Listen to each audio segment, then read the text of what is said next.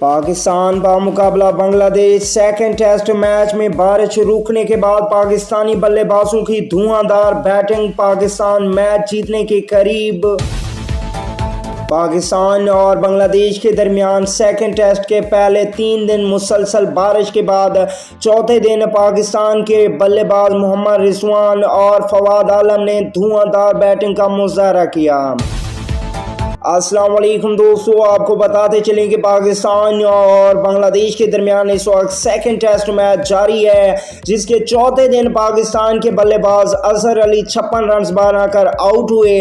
तो उसके बाद 76 रन की इनिंग्स खेलकर पाकिस्तान क्रिकेट टीम के कैप्टन बाबर आजम भी LBW आउट हो गए, लेकिन उसके बाद मोहम्मद रिजवान और फवाद आलम ने जिम्मेदाराना इनिंग्स खेलते हुए पाकिस्तान को एक अच्छे टोटल तक पहुंचा दिया है। मोहम्मद रिजवान ने धुआंधार बैटिंग का मुजाहरा करते हुए अब तक 6 चौके लगा चुके हैं, जबकि 5 चौके लगा रखे हैं। फवाद आलम ने दोनों क्रीज पर इस वक्त मौजूद हैं, जबकि पाकिस्तान टीम ने 250 रन का हदफ अबूर कर लिया है। अब पाकिस्तान इनिंग्स को डिक्लेयर करके बांग्लादेश को मौका देने वाला है। अल्लाह निगहबान दोस्तों।